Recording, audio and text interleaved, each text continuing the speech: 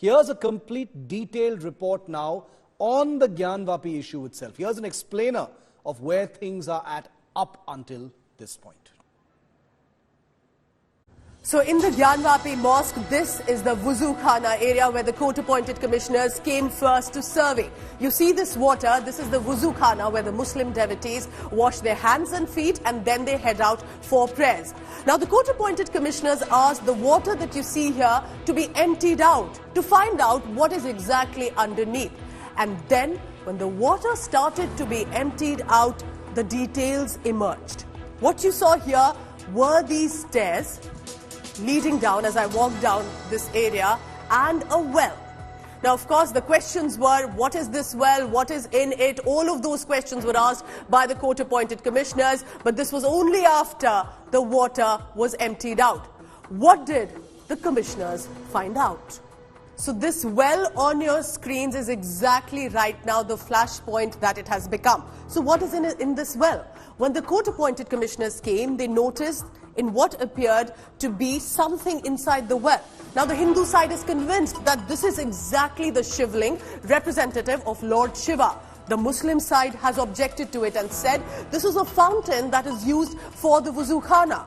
Now as you look closely as what is underneath there, the court-appointed commissioners asked, what are these lines that you see on top of what the Hindu side claims is a shivling? Now, the Muslim side said, and those present at the premises, that these cuts are used for the fountain and eventually for the Wuzu Khana. The commissioner said, then they decided to use a stick or an instrument to dig through these cuts to find out what is the source of the water and where is it for the fountain.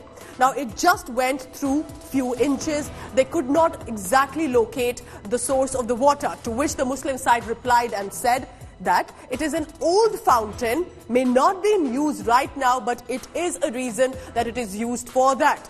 Now, of course, this precisely has become a flashpoint at this point between the two sides. Now, interestingly, there are demands that underneath this floor as well, there's another floor. There are hidden vaults and they need to be explored as well. That well will only happen only after a further survey and if the court really gives an order for it.